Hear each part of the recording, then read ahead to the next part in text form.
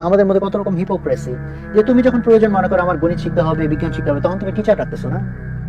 সর্বোচ্চ দেখো আরবির ক্ষেত্রে আমরা টিচার রাখি সেই ছোটবেলা জাস্ট হচ্ছে কোরআন যাতে রিডিং করতে পারি।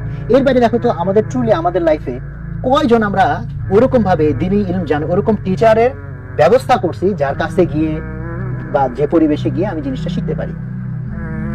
করি নাই কিন্তু we are not investing in that, we are not investing in that. সেটা টাইম ইনভেস্ট বলো, মানিটারি ইনভেস্ট বলো, তাই না? সেটা কিন্তু আমি ইনভেস্ট করি না। কাজে যদি তুমি এটা চিন্তা করো তাহলে আমি বলবো যে আসলে তোমার প্রায়োরিটির জায়গাতে এটা ঢুকায় তোমার টাইম মানে ইনভেস্ট করার আগে নিয়ত করে ফেলো, তাহলে দেখবে একটা অ্যারেঞ্জমেন্ট তুমি একা কয়েকজন মিলে হইতে পারে, এটা অফিস হইতে পারে, স্কুল কলেজের বাইরে হইতে পারে, বিভিন্ন রকম আধুনিক এখন মক্তব সিস্টেম আছে, ইভেন এখন অনলাইনেও কিন্তু অনেক ধরনের আছে, কোর্স আছে যেটার মাধ্যমে শেখা যায়। তবে অনলাইনেও যদি শেখো আমি বলবো বিচ্ছিন্নভাবে নিজে নিজে না শেখা, একজনের তত্ত্বাবধান শেখা। এটা এই থিওরিতে আমি একসময় বিলিভার ছিলাম না। কেউ যদি আমার বলতো যে ভাই কারো তত্ত্বাবধান শিখতে হবে, আমার মাথা গরম হয়ে যেত, আরে ভাই বইপত্র আছে কেন আমার তত্ত্বাবধানে যাইতে হবে। বাট পরে বুঝতে পারছি যে এটাতে আসলে সমস্যা কি আছে। তুমি নিজে নিজে পড়তে গেলে কত রকম মিস ইন্টারপ্রিটেশন করতে পারো, তুমি নিজেও চিন্তা করতে পারবে না।